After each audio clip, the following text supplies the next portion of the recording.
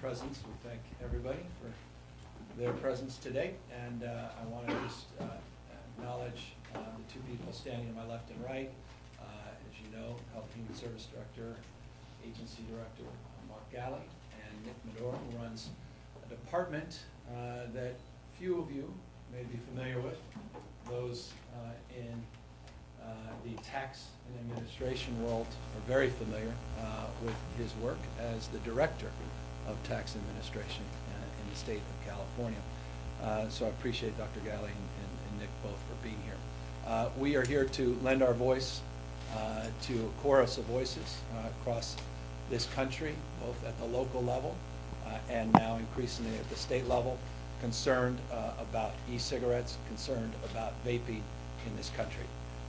California is very prideful, coming from the Bay Area, in particular San Francisco. We are prideful about our leadership as it relates to smoking cessation, as it relates to addressing the issues and ills related to tobacco use, particularly for our children. And we have seen tremendous progress over the course of the last few decades, not only in this state, but in this nation. It was just a number of years ago that the former governor of the state of California was acknowledging the success of California's leadership, which is demonstrable in this space, on anti-tobacco advertising and the reduction in use of tobacco-related products. In this state, in the last number of years, that has changed, as has been the case arguably all across the rest of the country. With the advent of these vaping tools and technologies, we have seen a significant increase in now the use and abuse of vaping products, particularly now with these flavored e-liquid products. We estimate over 15,500 of these flavored e-liquid products are available on the market. We've seen a skyrocket increase in the use of these flavored products by our children, and vaping products are now being seen almost ubiquitously, not just in high school campuses, but increasingly in middle school campuses. And as a father of four, this has been an issue that's been brought to the forefront of my consciousness, not because my children per se, but by family members of their friends that are increasingly concerned and anxious about what they're hearing and what they're seeing in schools large and small all across this state. We need to do more. We need to do better. There were efforts in the legislative session to do just that. They fell short, and in the absence of any bills, substantive bills to sign in this space, we believe it's appropriate for us to take executive action. As a consequence, we have advanced an executive order that does a number of specific things, and we can fill in the blanks with the two representatives up on stage in a moment, but here substantively are the key takeaways in terms of our efforts. Number one, we're going to considerably increase our enforcement against counterfeit products and against those that are currently abusing the law and are allowing access to these products to our children. Number two, we're going to significantly review and consider increasing the warning signage, not only in retail establishments, but to broadly consider warning as it relates to potential packaging, which I know is a gray area, but substantively on advertisement more broadly of these products. As Mark Galley mentioned to me as I walk across the hall, it's just an interesting fact that when you see a tobacco product that is advertised, it has a large warning label. You see some of these products in the vaping world, there's no warning label. That needs to change, and our executive order will advance the same. We are also pursuing a $20 million, and this is a minimum. I think it will be substantially higher, but we're starting with a $20 million advertising campaign using Proposition 56 monies and using Prop 64, the cannabis dollars. By executive order, I'm afforded the right to make determinations of how those dollars are used. We're going to focus our marketing campaigns targeting this epidemic of vaping in the state of California. That marketing campaign will launch next month.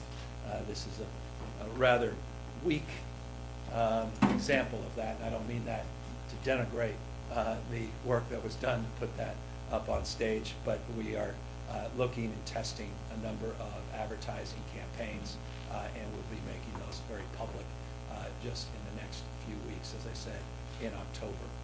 We also are reviewing our tax policies. I know there was legislative effort on taxes. I want to see how far we can go administratively. It's an open-ended question of how far we can go, but we're going to push the envelope. Let me be specific. Tobacco products today are taxed at $2.87. I'll back up. Cigarettes are taxed at $2.87. Tobacco products, chewing tobacco, e-cigarettes, other tobacco-related products are not taxed at $2.87. They're taxed, interestingly, at 59.27% of the wholesale cost of the product. Let me break that down. If, for example, and forgive me, Juul, but if you're selling a Juul pod that costs at wholesale $2.50, you would assess a 59.27% tax, which works out, if you're using your calculator, to $1.48, not $2.87, just $1.48. It's interesting that in many cases, these pods hold substantially higher concentrations of nicotine than even traditional tobacco products. Under Proposition 56, this was considered. Under Proposition 56, there is language to consider the content, the density content. Well, you can explain it perhaps more eloquently than myself. That I think warrants an investigation by Nick and his team to see if we can substantially increase the taxes of these products. Again, in the absence of any legislative effort that's successful, we want to see how far we can go in this endeavor. Regardless, the study that we will do, the study that Nick and his team will do, will help advance any legislative efforts into the new year in a way that I think will only encourage more support by the legislature. And final close, I do personally believe, never asked, I'm happy to say what I've long said, I do not believe in these flavored tobacco products, and I hope that we will address that issue administratively. It appears, and we're pushing the envelope in this executive order, it appears that, as they say, governor alone is not afforded the right legally to ban those products outright, that we would need legislative support. Again, we're pushing the envelope. We'll see how far we can go, and we're diving deep to explore the limits of this authority vested in me, but I am hopeful that we can find a pathway to do just that, again, in the absence of any legislative push. So that's broadly what we're committing to today. I've got my two experts here to answer any detailed questions, but we're getting serious about this issue, and we're going to drive these issues as far as we can through executive authority. It sounds like you're talking at least now primarily about nicotine, so how much of this also applies to cannabis? You know, we're still figuring out what's causing the respiratory illnesses, but more of them are from people who have vaped THC products specifically, so what if this applies to cannabis? Well, and Nick could tell you about 2 enforcement actions, cannabis related, just over the last few days, over the weekend in Los Angeles. We are aggressively increasing our enforcement actions in that space. Again, I want to remind you the predicate here. It's not just the president's announcement, though we applauded that announcement. I very specifically did as it relates to his concern in this space.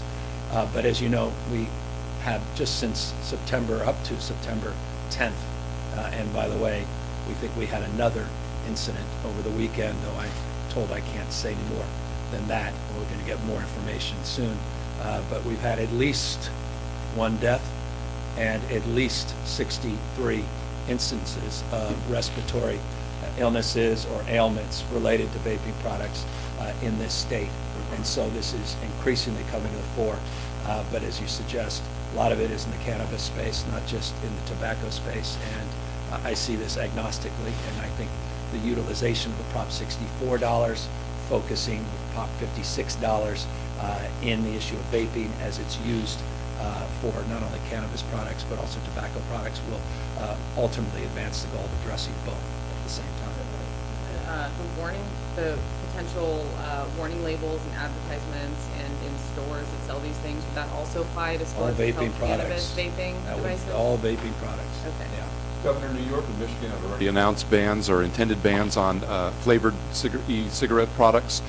President Trump, as you mentioned, has already talked about having a ban on it. Is California behind on this issue? No, well, we are. The fact is, they should be banned. But as you know, in New York, they requested their agencies to move forward. I'm requesting my agencies to move forward. We're leading one of now just a couple of states that are having this conversation.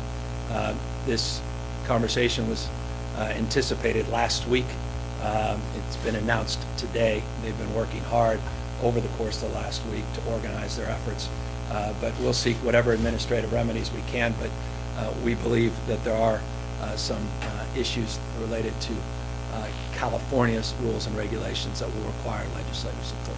And with the president coming to California tomorrow, what's the general message you wanted to send to him on behalf of all Californians? I sent out a tweet complimenting his acknowledgement of the concern, and I hope he follows through on it. And I don't mean this in a derogatory way. I don't mean this to diminish what the president said, but often he says things but doesn't do things. So in the absence of him doing something, I want to compliment the governor of Michigan, the governor of New York, and other governors. I imagine many, many more governors will be coming out over the course of the next few weeks, days, weeks, and all those mayors. There are dozens of cities that have already moved aggressively in this space and are looking to ban these flavored e-liquid products, and that's long overdue. But do you have any comments related specifically to his fundraising efforts coming up tomorrow? That's a separate topic, and I'll get to those issues in a moment. We'll have plenty of time at me. Governor, given your concerns about vaping products in the cannabis space specifically, have you considered taking any action against Weed Maps, which is still currently advertising for literally thousands of illegal? You may be retail familiar businesses? with the answer, because the answer is yes. And Weed Maps, as you know, I don't mean to look backwards. There was no enforcement action of Weed Maps in the past. I got here. There has been. They voluntarily have agreed to withdraw all unlicensed advertising by December 31st of this year. And that was encouraged, and that is a good thing. Just to be a little more, I guess, clear on the enforcement bit for illicit cannabis You guys can come up products. on that. What are we doing that's new in this executive order, if anything, to crack down on people that are illicitly manufacturing? Like, we just saw that big raid in Wisconsin over the weekend. Who knows if that kind of thing is happening in California, but does this executive order do new enforcement on cannabis? Well, the answer is we've been stepping up our enforcement already. This is not just, again, about cannabis. This is about e-cigarettes. This is about these vaping products that are used both for cannabis and tobacco use. And we will continue to see that made public. This specific executive order allows for the California Department of Tax and Administration to access the information from distributors of where they're distributing their vaping products. That will allow us to have two sets of data, and we'll be able to reference the distribution of those products with the sales of those products at retail, and be able to cross-reference those databases. That's specifically called out in this executive order, and that, I believe, will substantially help your efforts to target enforcement in a way we haven't been able to do in the past. Perhaps you can amplify that or correct that. No, that's absolutely right. And to the cannabis point, as the governor mentioned earlier, just last week there were two major raids in Southern California based on counterfeit vaping products at illegal dispensaries that the Bureau of Cannabis Control, the Department of Consumer Affairs, as well as the California Department of Tax and Fee Administration participated in those raids, which which confiscated upwards of $3 million in illegal product, including counterfeit vaping pods, which we suspect were contaminated and not suitable for human consumption. And just maybe explain as well in this executive order, some more efforts that we're investigating on stamping. Sure. And how the stamping process might look. Sure. So cigarettes currently have a stamping program where all of the distributed cigarettes contain a counterfeit-proof stamp. Each pack is stamped before it's distributed out to retail site. We have inspectors who go every day all around the state to retail locations, making sure that all of the product sold is tax paid and not counterfeit. In the vaping space, there is currently no stamp. It becomes very difficult to see at retail what's a legitimate product for the consumer and for our own inspectors. The governor's asked us to look into whether we can create a stamping program similar to the one we have for cigarettes for e-cigarettes, which should substantially allow us to substantially increase our enforcement efforts and allow consumers to make sure that they're buying a non-counterfeit product. Mark, just anything you want to amplify and fill in the blanks? Yes, Governor. So immediately this executive order directs the Department of Public Health to put at least $20 million of funding in a public awareness campaign that targets youth and families. And really this is, as we said, this is one piece of that, but it is really going to build upon what is the Department of Public Health's nationally recognized tobacco control and awareness campaign infrastructure that we will build on. And in the next few weeks, the public should see a swell of ads and campaigns that really target schools and families, parents, and children directly about the risks of vaping, not just tobacco, but cannabis as well.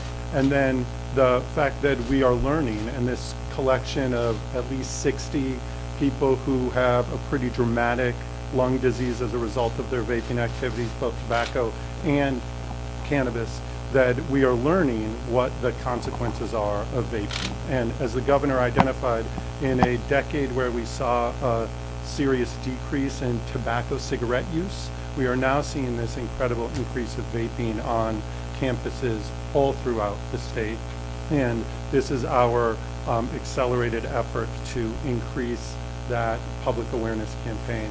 Secondly, the executive order directs the Department of Public Health to spend the next 30 days looking at what other strategies around warning labels and other aspects of investigation, and frankly, what is our public health authority around what is an emerging public health crisis in our state, and what is it that we can deliver to the governor as tools that we might be able to use as we get in front of this issue, lead, as the governor said, among a handful of states that have come out today to really drive home the point that this has been sort of sneaking up on us for a number of years and months, and this collection of illnesses in our hospitals and in our RCUs and the deaths that are related are a serious warning sign that we have to be vigilant and on top of the industry that is targeting youth and families. EO are somewhat exploratory, asking for the administration's authority and recommendations. So if you feel so strongly about a flavor ban, why not include an exploratory component in the EO asking what the authority is of the administration? I already on that? have it. I already have that. You have what? I already have explored that. So you're saying from what you know, you cannot take an executive action to ban all flavors? That's correct.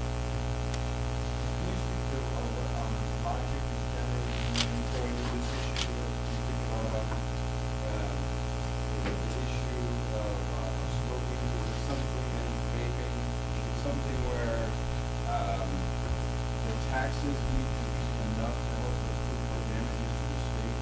Is it more an issue, this is bad for people, so that it really needs to stop? Can you kind of talk about your theoretical approach to it. Well, smoking, simply put, kills people.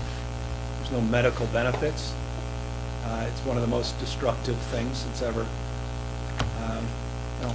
been manipulated on not only American people, but people all across the rest of the world.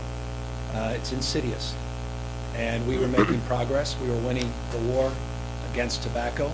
People, in fact, were concerned that the tobacco taxes were not only having their intended effect, but as a consequence, byproduct, that tax revenue was declining at such a rate that we would have to find other ways to support efforts that were funded directly from those tobacco taxes. Now we're seeing something radically different that's happened just in the last few years, and that is a huge now increase in the use, the abuse, because of these vaping technologies and these e-liquids, particularly those that are directly targeted at youth. Let's just dispense with any niceties. You don't have bubblegum flavored, mango flavored tobacco products unless you're trying to target an audience that you were losing. That's young people. It's really unconscionable. Folks that are producing those products, they sleep at night knowing what they're doing to destroy the health of the next generation. And so to the extent that advertising, in some cases, can work, to the extent taxes can be a deterrent, particularly for kids that are more price sensitive, I think both advertising and taxes should be on the table. Senator Bill dropped the ban, or the tobacco ban, his bill to ban it because of the carve-out for the tobacco industry. Is that, I mean, do you, your, I guess, the push to ban flavor tobacco, does that also fall under? I think what tends to happen, so often the case, you try to solve for everything and you get nothing done. I mean, hookah's not the problem in classrooms. So let us solve for the flavored tobacco products. We can address the hookah issue separate and above, but these are stale arguments. And really applaud Senator Hill for his leadership on this. It's a 2-year bill, and I hope this helps in his efforts to get that bill over. Governor, there's a track. Sorry, right, Go one, ahead. two, I said it. Yeah, sorry. You're a parent, you have young kids. What would you say to parents of teenagers, and if you could project ahead to what you would say to your own kids about, I think a lot of parents and kids think they're just having fun. Yeah, there's nothing fun, there's nothing cute about this. Literally, people are losing their lives. They're not just ending up in the emergency rooms, temporary issues, they're getting permanent respiratory issues. The magnitude of what we've unleashed on the American public is yet to be determined. If I were those parents, I would learn about this issue and take it as a top concern for the health of my children. I would make sure that my schools are doing more to do the same. And I would encourage not only the efforts today of this executive order, but I would encourage those parents to be part of an army of support to help the legislature do what it needs to do and help the president and Congress do what they already should have done, and that's ban these products. Governor, there's already a. Oh, sorry, I promised him, forgive me. Thanks. Yeah. So there is a track and trace system in place for cannabis products, but it's been very slow to roll out. You have to have an annual permit. This is for growing, but also any products, right, are supposed to be tracked, this track and trace system. But it's been very slow to roll out, and most permits as of right now are either temporary or in that kind of limbo stage. So is there a push to try to ensure that this gets rolled out quicker? What's being done to make sure that this track and trace system is I think we've made a lot of progress in the last 4, 5, 6 months. Can you quantify that at all? Yeah, I could quantify that, and Nick's going to do that for me. Okay. But a lot of progress has been made last few months. I haven't been here 9 years, I've been here 9 months. And I'm trying to do my best to deal with a lot of issues, including this issue. Brought in Nikki Elliott to be a point person in the administration to address these issues and to navigate between all of these disparate agencies on the licensing, both permanent, temporary, and these provisional licenses that are out there. You saw the budget. This is tangible. Take a look at our budget and the number of FTEs, full-time equivalent positions that we were successful in investing in. Those positions are being hired up. You saw the 2 enforcement actions of this weekend, which were not insignificant. So we did with weed maps. You're seeing a number of things happen on the enforcement side and on the licensing side. Nick will talk more about how much more successful they've been in the last few months than in the previous years. So I don't have the most recent stats, but as of about a week ago, I think we were well over half the cannabis market is now in track and trace.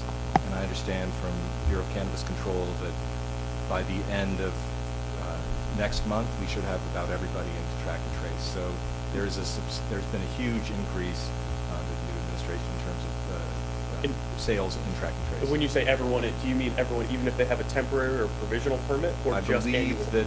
that even the provisional permits that they're giving out within 30 days have to be in track and trace. I believe that's the new standard. And you said next month they expect to have everyone in? I think that's right. We'll follow that. Look, I just repeat what I said ad nauseum occasions, because it needs to be repeated. We're going from something old to something new. This doesn't happen overnight. It's the largest cannabis market anywhere in the world. And what we're doing is an extraordinary transition that is challenging. And we knew that. I said it during the campaign. I said it last few times I was standing at this podium. It's a 5 to 7 years process to transition, going something old to something new. I said it the night of the election. I said cannabis legalization is not an act, I said, that occurred this evening, election night. It's a process that will unfold over the course of many, many years. And so this is part of that process. On this topic. Just to clarify on the flavored tobacco, or the flavored e-cigarettes, are you asking the legislature to send you a bill that bans flavored I would like to e-cigarettes? I'd like to see that bill on my desk. I would like to sign a bill to eliminate the legal use of flavored e-cigarettes. Absolutely. And I'm hopeful that will be accomplished in this 2-year session. Were you engaged with the lawmakers who carried bill, like Senator Hill or Assemblyman Gray? To the extent, I mean, there are quite literally 1,000 moving pieces, and to the extent that I've been deeply involved in the space, cannabis and vaping, we, as an administration, I mean, my gosh, his record on this is rather prolific, down not only in San Francisco, but in Los Angeles. And to the extent we have to use more muscle next year, we'll get to those issues. I think we accomplished an extraordinary amount this legislative season. I can't do everything, and let's accomplish this in the next legislative session.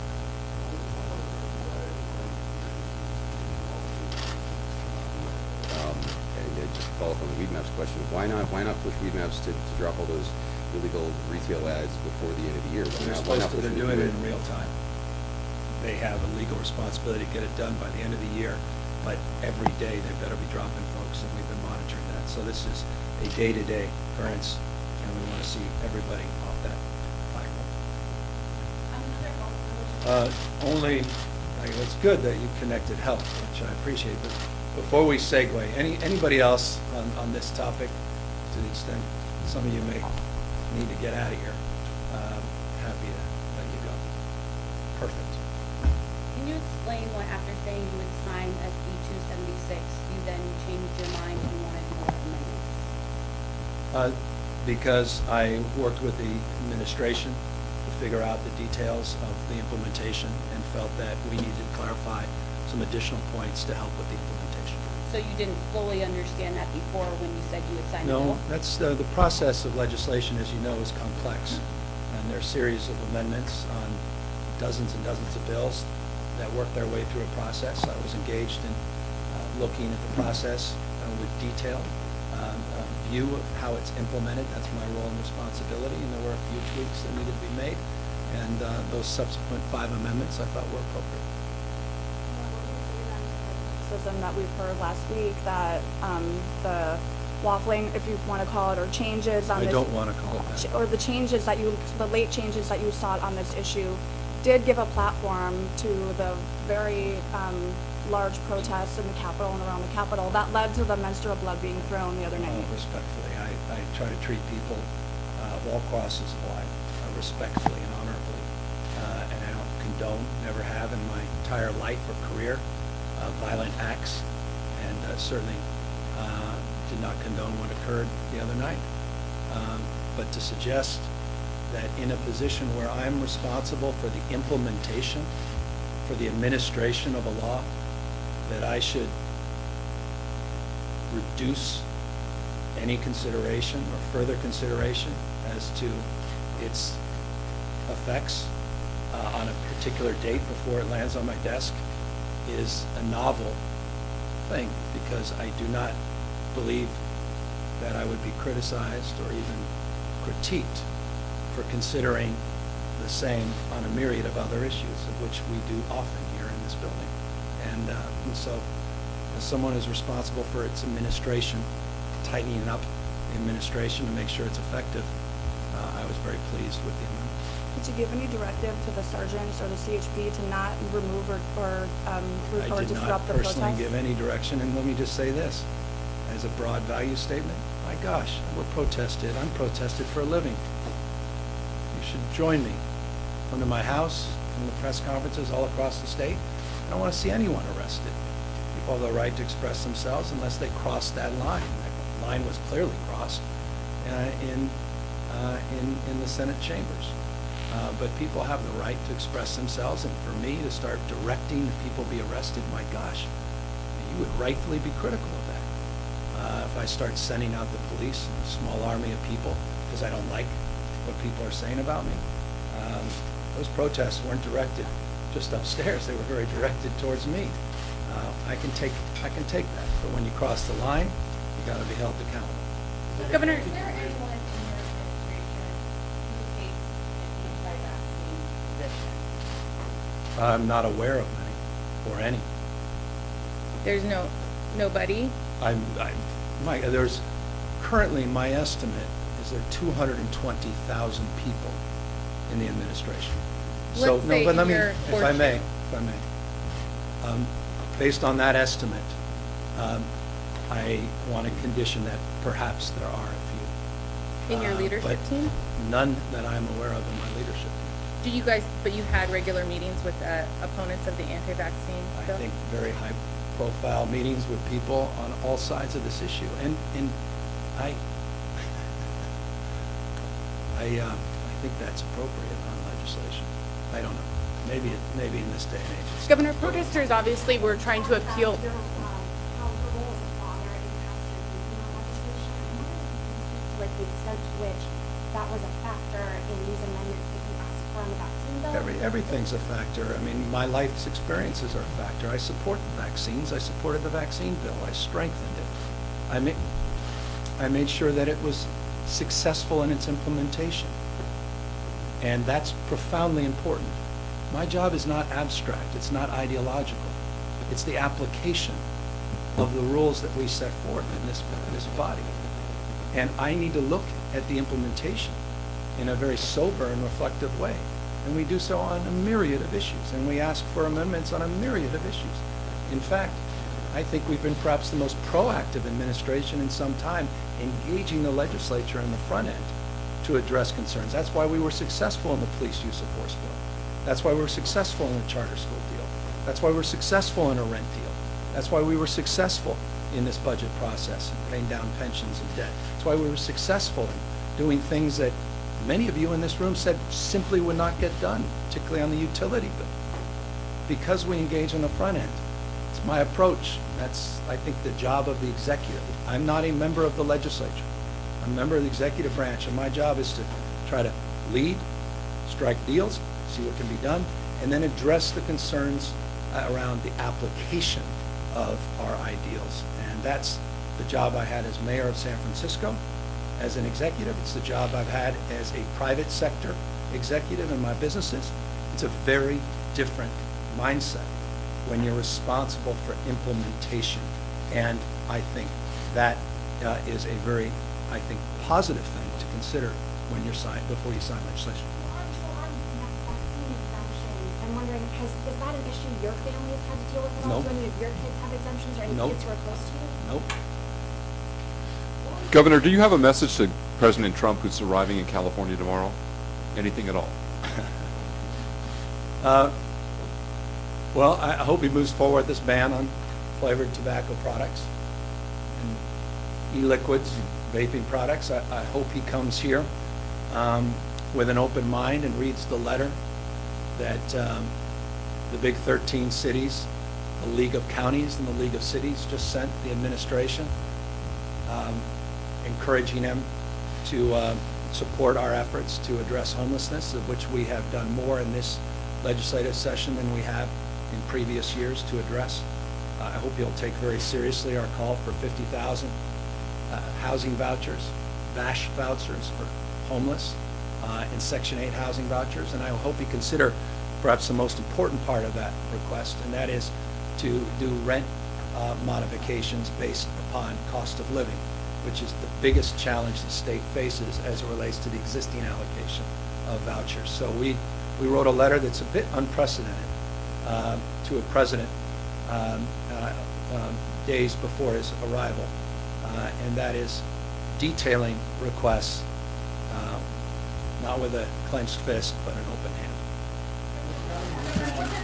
Really, Kirk? I'm sorry. Oh, Governor, I know that there coming to agency grants last week. We've heard some backlash from constituents. Anything you would like to say to that? God bless the victims. And I'm trying to do more on victim compensation funds. I'm reforming how we administer those funds, looking at our Office of Planning Research, their role, and the Office of Emergency Service and their role. And so we're working through some administrative changes, looking to make sure we have appropriate revenue in that fund. As you know, I increased the number of awards or rewards related to open cases in order to help advance concerns of victims and law enforcement. These are not easy decisions. It's quite literally about one's freedom. These are life and death decisions in some cases. And they're not novel. Governor Brown did an enormous amount on commutations to raise the bar, and in a belief that people deserve second chances as long as they're being held to account. It's not being soft. This is not about negating or excusing, but there's a certain point when someone gets an 80-year sentence and others get a 10-year sentence. You have to square those things, you balance those things, a certain point where you make a consideration that sometimes these sentences are excessive, and in many cases, I believe that was the case. Governor, we're hearing that a veto of SB 1 is imminent or could be happening. Your thoughts on why you would reject that bill? A solution in search of a problem. As many of you know, chronicled this, I'll take a backseat to no one in my opposition to the Trump administration's rollbacks on our clean air and clean water, endangered species. I think I've been at this podium with the Attorney General, a number of cases where we've advanced lawsuits. As you know, my administration on more than half a dozen specific instances has used administrative authority to address some of those rollbacks, which is afforded not only me, but my agencies. So this bill wouldn't advance any of those efforts. In fact, it would only hamstring one of the efforts that we've been underway, or we've been engaged in. It's been underway for over 10 months, 11 months since the election night. That's on these voluntary settlement agreements. I've been working my tail off on this. People of goodwill on all sides have been willing to sit around the table, environmental community and water interests in the state. We're very close to calling that question. This would have put that entire process at peril. And I was not willing to do that, not when we're this close, and not when all that work was put in. So, number one, it's unnecessary. Number two, it would have set back our ability to advance an effort to get out of this litigious mindset where everybody's getting nothing except more and more frustrated. And that's why I felt it was appropriate. How would it derail the voluntary agreement? Because basically the law said they were going to take existing federal law. This is not new law on endangered species protection. Voluntary agreements are about compromise, give and take, about flexibility, about good people, goodwill coming together. We can. There's two courses here.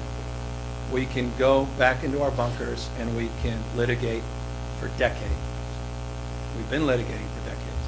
We can be further and further divided, or we can start to work more collaboratively together. People of goodwill have been working together on this. I think I've shown commitment on the Delta Tunnel issue, on a water portfolio, which also would have been impacted potentially by this conversation. We need some flexibility to continue to engage, keep people at the table. And those aren't just my words and concerns. Those were expressed by a myriad of people. From LA Met to other elected officials that are part of this process. And I just feel very strongly in this process. Let me just also make a point on Cadiz, on the biological opinions of the Trump administration, on details of the Endangered Species Act, on the gray wolf, I mean, I could go down a list of things we have done to push back against this administration. If I had not done any of those things or even expressed a desire in the space, I would understand why this quote-unquote insurance policy would be needed. But under the circumstances, when we've led on all of those things, it's unnecessary. I was very clear of my concerns. So she pushed ahead knowing that you had no intention? I think there were three, how many vetoes, Governor Brown, last year? A couple hundred? I imagine people knowingly went ahead to land things on Governor Brown's desk that he was going to veto. It's the nature of the process. Much ado about nothing. But it's a little bit different for you. You have really put yourself forward as the check on the Trump administration, especially in this area. Exactly, and will continue to. And I appreciate that acknowledgement, which only reinforces why this was unnecessary.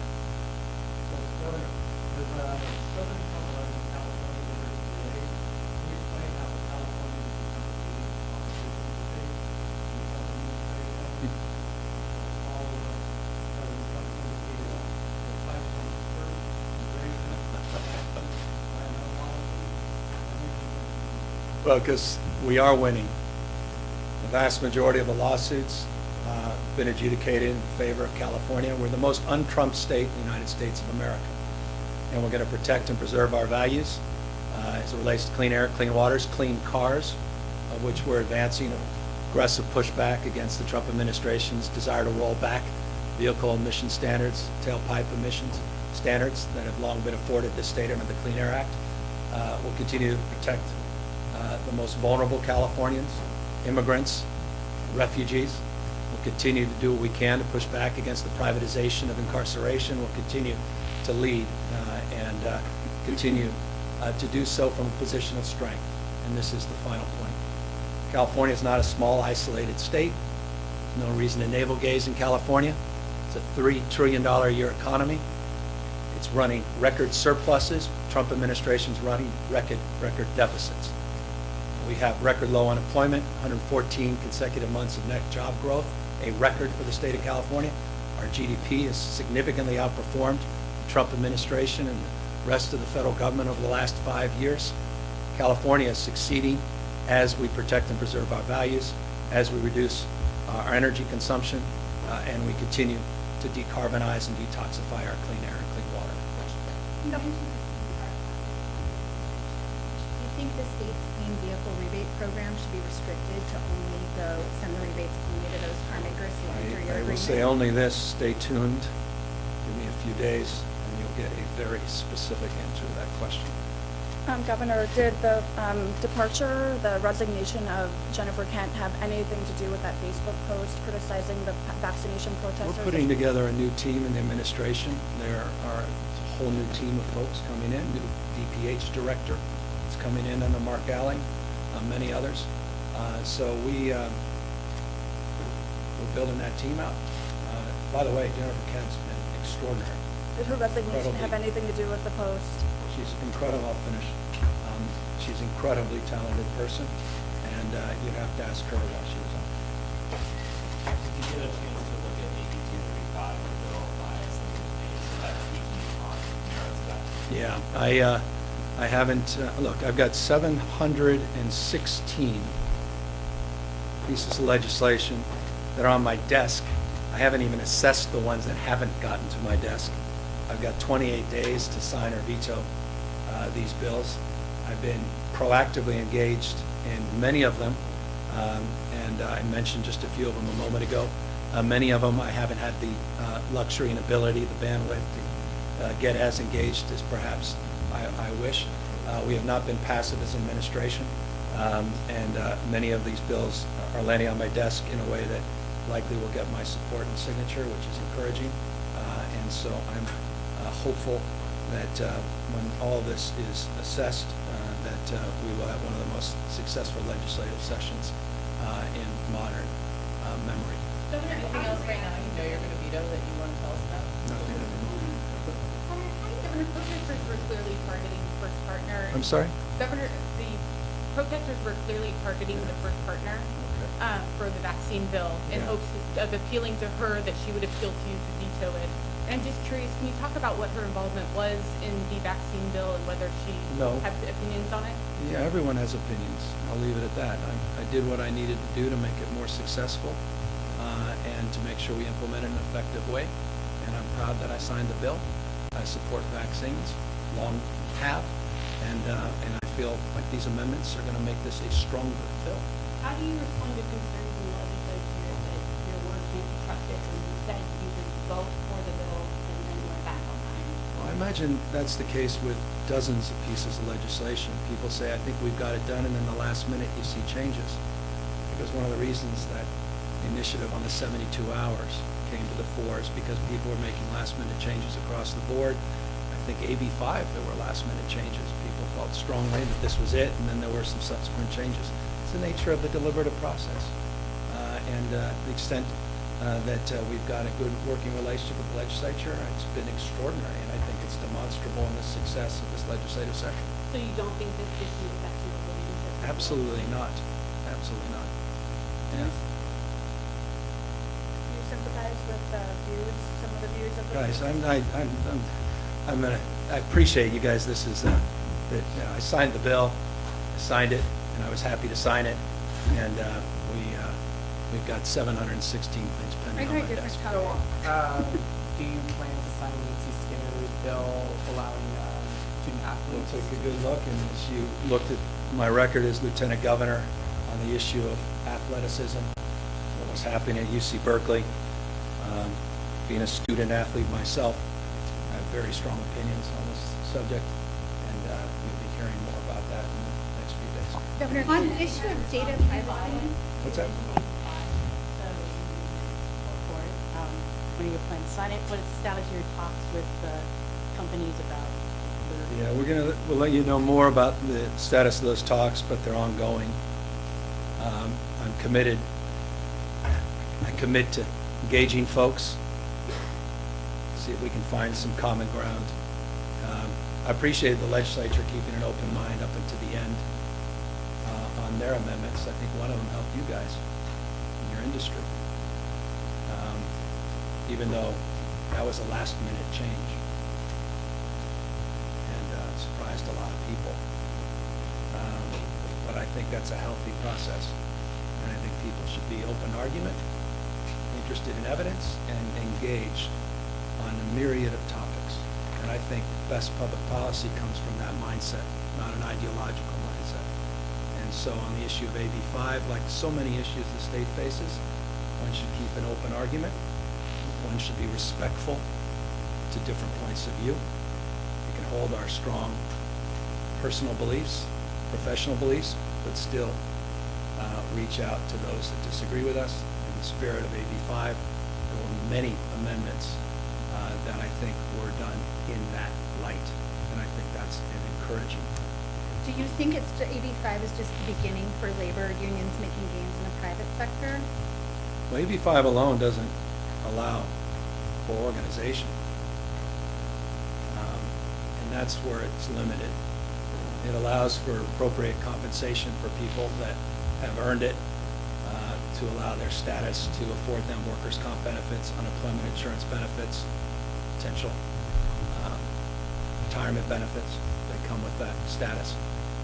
But they don't afford organizing privileges that are not spelled out by federal statute. California, however, can advance those efforts, but it requires subsequent legislative efforts, and that's why I've been engaged with labor and some of the tech sector to see if there is a pathway to help advance further organization of these platforms. I think that would be a healthy thing. Governor, That's why I've been engaged in negotiations explicitly to provide an opportunity and pathway to do just that. Governor, can you comment, Ben Carson might come to San Francisco tomorrow too.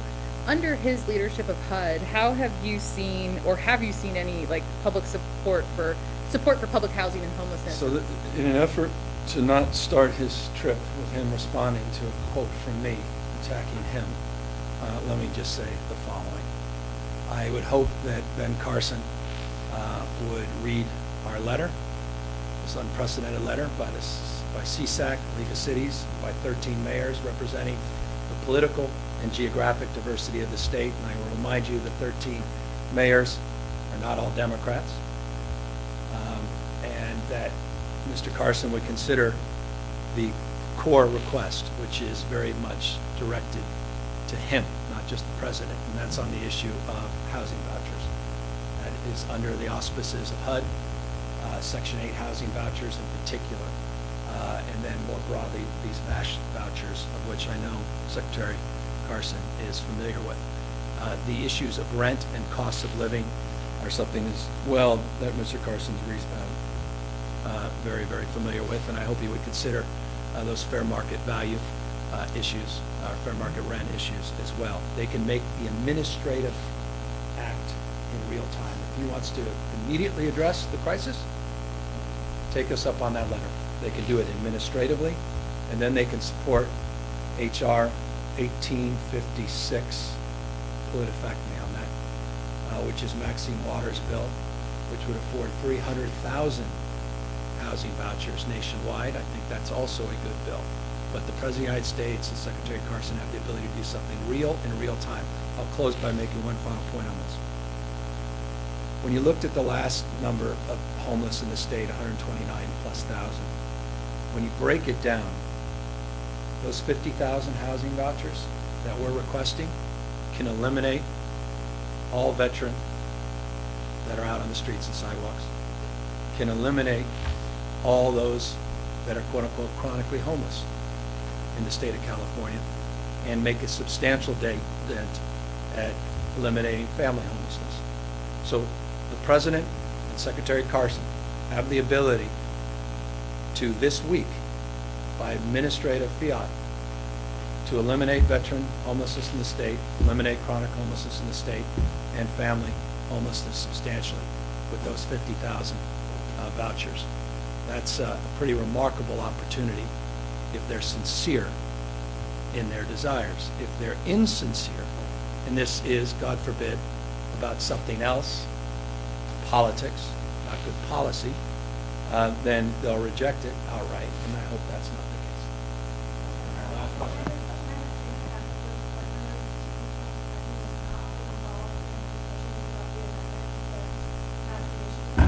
You guys, winning a Pulitzer on the fact that I signed a vaccine bill. Enough. What was the extent of this partner's involvement? Guys, I made amendments to administratively strengthen the bill. It's a stronger bill because of what we did. And I'm proud of the fact that I listened to my administration, I listened to folks on all sides of this debate, and I supported the vaccination bill because I felt that it can be implemented in an effective manner. And forgive me, sincerely, for reading the bill. And sometimes I have to ask myself, do people read things? It's, you guys are consumed by personality. No, let me say it. Personality and process. I'm not as consumed by personality and process. The outcome, the very favorable outcome. We will address the legitimate health needs of these vaccinations that were being sold, and we will address the concerns that Dr. Pan and others have advanced, and I think we'll do it in a much more effective way because of the amendments. There was a bill introduced last year that allowed bars to close their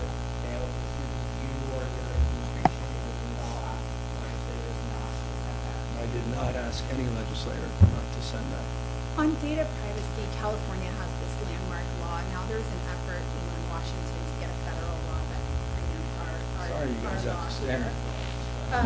And Business Roundtable It's awkward, now, I imagine, right? Sorry. the California Business Roundtable is asking Congress to write a national data privacy law. Are you supporting or I would opposing hope they that would. effort? I think California's privacy law should be replicated across the country. It's a point of pride. I think it should become a national standard, and I'm really pleased with the leadership in the state and this building for the work they did on that bill. But what about a federal law that would preempt ours? That wouldn't- Well, federal law that lowers the protections would be a mistake, and I think they should take, like so many things California does, they should start with what we did as a baseline and make it even more comprehensive. I think this is the beginning of a process that will unfold over the course of the next few years federally that California rightfully is leading, and I'm just pleased with the advocacy. And if you want to get involved in personality and politics, full disclosure, I've known Alistair McTaggart for decades. Worked with him when he was doing real estate in San Francisco. He's a formidable individual, and he deserves an outsized amount of credit. And so do a number of legislative leaders from Bob Hertzberg on down that worked their tail off to get that to Governor Brown's desk, and applaud the governor for signing that bill. So will you oppose this effort? All right. This is yours.